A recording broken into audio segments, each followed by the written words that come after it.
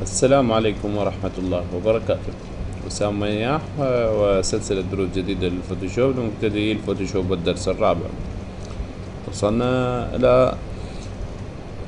إلى الأداة اللي راح تفيدكم يعني في مجال مثل ما نقول إنه الباك جراوند، شلون نسوي باك جراوند، خلفية للصورة. تفيد المصورين، تفيد كل واحد. هي هاي الأداة أداة مهمة جدا، وتقدر تستثمروها وتستفادون من عندها، اللي هي الجرانديان تول. الجرانديان تول ممكن تستخدمها وفق يعني أغراضك اللي أنت تحتاجها. نفتح مشروع جديد، صورة جرانديان تول. جرانديان يعني جرانديانت هاي يعني مثل ما تقول سوي خلفية باللي يعجبك، باللي انت تريده. شلون يعني هسه انا خذيت هاي الاداة، ننقر بالايمن واخذ اول وحدة، احاول املي هاي الخلفية، هاي الورقة البياض هذا بلون او خلفية او تأثيرات حلوة. ممكن تستخدم الباك جراوند، وتقدر شنو هسه انا راح اسحب، مجرد ما اسحب راح يضيف لنا في لون باك جراوند، لان هاي باك جراوند بسيط، لان بوفق اللي احنا الخصائص اللي مختاريها. يعني مجرد ما تنقر على هذه الاداة راح تنفتح لك، تشوف فوق، هذه فوق مجموعة من الخصائص اللي انت تريده وفق اللي يعجبك. يعني ممكن اختار مجموعة كبيرة من هاي الالوان. هناخذ هذه الوان كلش قوية، يعني مثلا هذه اي سحب وين ما كان اسحب هو راح انه يمليها، يعني فوق ملء للصفحة، ملء اللون اللي يعجبنا.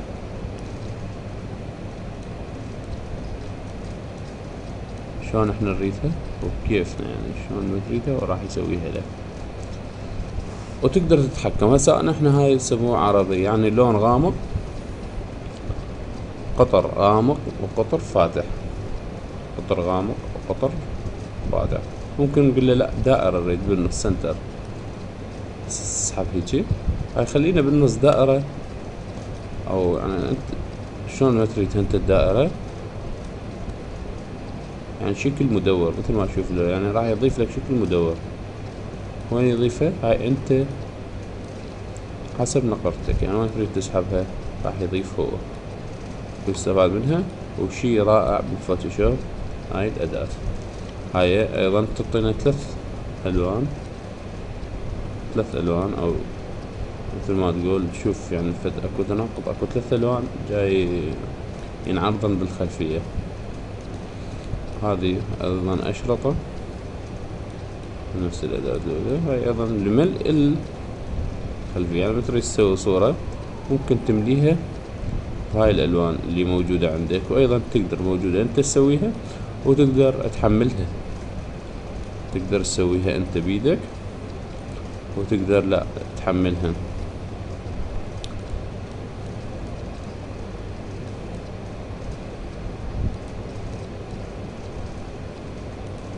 هذه السادة كان باك جراوند حلو ممكن تستفاد بيه، تصمم لك صورة تفيدك كلش، تفيدك هذه الأداة الجرانديان تول.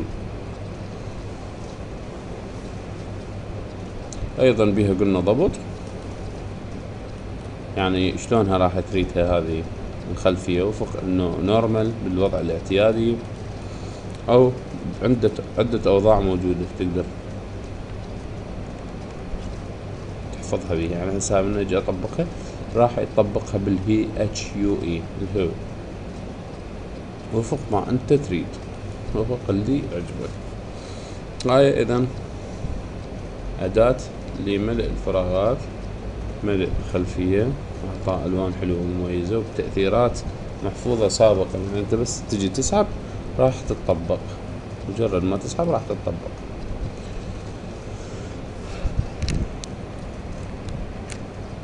خوش حكي.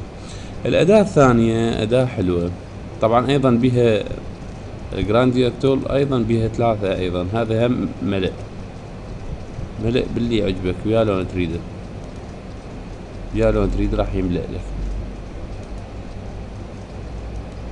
هاي أيضا من الأدوات اللي يعني أنطت هيبة مثل ما نقول للفوتوشوب.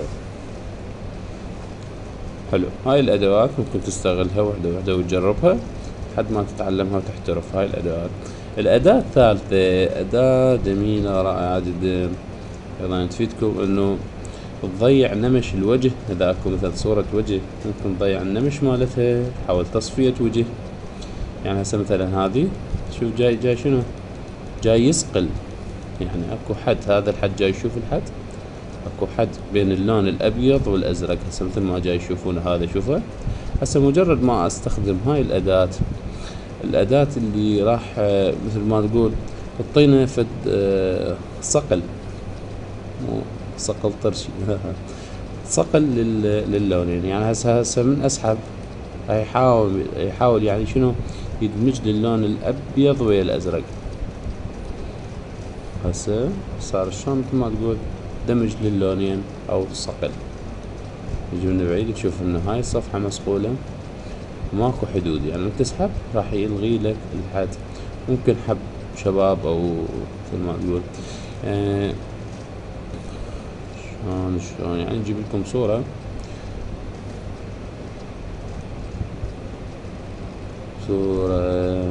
نشوف الحجي. هذا الحجي جاي شوفه، نحاول ننعم راح نعمله قصدي، راح نحاول انه يسقل لنا ويضيع لنا، يضيع من شكل شي حاد ما يخليه، كله يعطيه سموثينج يعني نعومة، يحاول ينعم. شوف الحجي قصته صاكة بس هو خلق اختلاف. اذن سموثينج شغلة هذه الأداة، يعني أكثر شي سموثينج يعني تنعيم. أداة حلوة راح تفيدكم بالصور، في يعني مثل ما نقول تصفية الوجه. هي إلها هواية اختصاصات بس احنا اللي اسولف لك اياها، يعني ممكن تشتغلها انت، ممكن تصفي اي وجه تسوي. شوف يعني فرق قبل عن هسه. أداة ثالثة وبيها بعد شنو، بيها ايضا ادوات، يعني اكو بلورر، اكو لا يعني مثل ما تقول شلون اضيع يعني هسه هذا مو خط ممكن ازقزقه. هاي اداة ايضا موجودة وياها، ممكن تقرأ لها الاسباب. كل اداة الها فد شي، يعني هسه بديش ضيعناها، لا هاي لا، يعني اول اداة تعطيك سموثينج. الاداة المثلث هاي الشاربنج الحادة، يعني يقول لك لا انا ما اريد سموثينج، انا ارجع كل شي لمكانه، يعني الابيض عن الازرق اعزله مثل ما تشوفون. والاداة اللي خذيناها هذه هاي اداة يعني تخربط، ممكن اللون هذا يطغي على هذا اللون، تسحبه بس تسحبه لحد ما تلغيه، يعني مثل ما تقول يعني طغيان لون على لون انت باللي انت تريده. يعني ممكن تلغي اللون هذا وفق اللون اللي جاي يشوف، هذا اللون الازرق ممكن امسح منه والغيه، او ممكن تستخدمه، اكو يستخدموه بالتصاميم، تصاميم الهبوب، يعني مثلا رمال متطايرة او هيك، يعني لها فائدة حلوة، يعني فد شي حلو اكيد راح يعجبكم. الاداة اللي وراها اذا تجي تشوفها اسفنجة،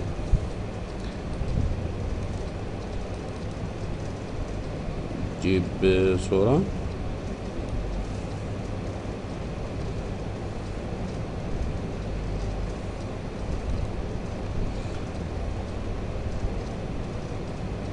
يعني أداة يعني مثل ما تقول يعني تمتص الألوان، تمتص الألوان. هاي أداة الإسفنجة، هاي شوفها ممكن تمتص، ممكن تزيد الألوان. هسه نجي هسه على هذه، خلينا نزوم عليها نعود نشوف. نفتح القفل، راح يحاول إنه يرجع لنا الصورة الصورة يلغي لنا الوانها، يمص الوانها، شوف لحد ما ترجع كل شي ماكو، او العفو هاي للتغميق. هسه جاي يمص يعني يمص اللون ويرجع الى اصله، يعني مثل ما تقول شلون يعني عداوته ويا الالوان، يعني ما يريد الوان، يرجع كما كان،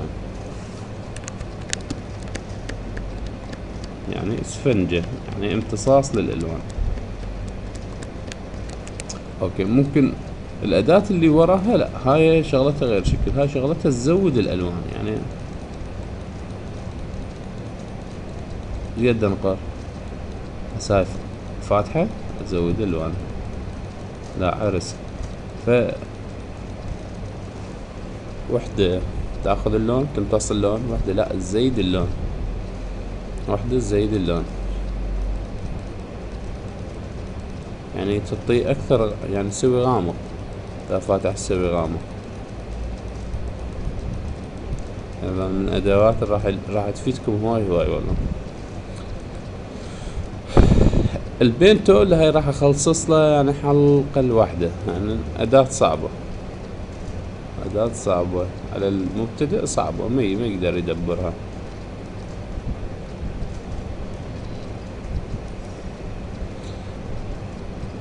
لحد الان يعني مثل ما نقول احنا وفينا وكفينا في ذني الادوات اللي راح تفيدكم. البين تول قلت انا راح اخصص لها حلقة لوحدها، وعندنا اداة الكتاب اللي تعرفوها تنقر عليها وتنقر وين ما كان تكتب، وين ما كان تكتب، في اي مكان تنقر تقدر تكتب. مجرد ما تكتب وتجي تنقر على اللاير مال كتابة راح تنحفظ شنو باسم.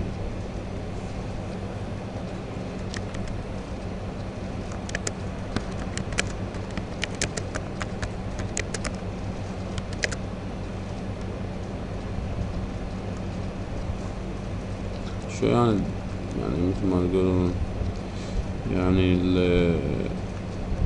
البرنامج يعني كثرة اللي انا ضايفهن اليه، يعني يعني يعلق اكثر الاحيان.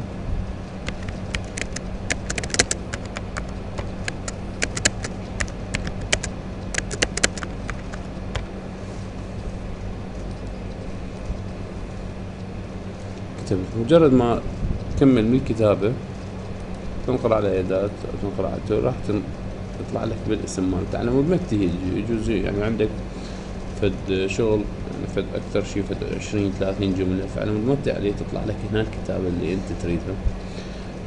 هاي الاداة أداة الكتابة يعني ممكن يستخدموها اكو بالفوتوشوب فن يسموه الفن الطوبوغرافي، يعني في يوم من الأيام تسوي لنا لوحة طوبوغرافية. هذه ايش نقدر نسوي بيها؟ نقدر ندوس نقول يسأل واحد شلون تقدر تكبر الكتابة وتصغر الكتابة، أما عندك شاركتر نضيفها تكبر الحروف وتصغرها وتنطيها عرض، هذه تنطيها عرض أو تنطيها تكبرها، يعني تعطيها ارتفاع، تعطيها ميلان، تعطيها تحديد. او يقول مثلا هو هذا عندي اريد انطيه تكبير، كبره او صغيره، او هي كبيره اريد اصغرها، ادوس كنترول، يعني هو مكتوب بالكيبورد CTRL، هاي كنترول زائدا تي راح يطلع لنا تحديد على الكلمة، وهاي راح نتحكم بالكلمة، نعطيها عرض نكبرها، نعطيها لون ممكن من هاي الالوان، او نعطيها مثلا ستايل من الستايلات اللي عندي. راح نخصص حلقات يعني لشرح الستايل واضافة الستايل وشلون تستخدم الستايل. صلى على محمد وآل محمد. وتقريبا احنا خلصنا اهم اللي مثل ما نقول اهم ادوات الفوتوشوب اللي راح تفيدنا، يعني هي هاي الادوات ممكن اذا ضبطت هي ممكن تسوي تصاميم باللي يعجبك. نهاية الدرس. إن شاء الله يعجبكم الدرس، وكل ما قصرت وأي استفسارات أنا موجود. شكرا جزيلا لكم أحبائي.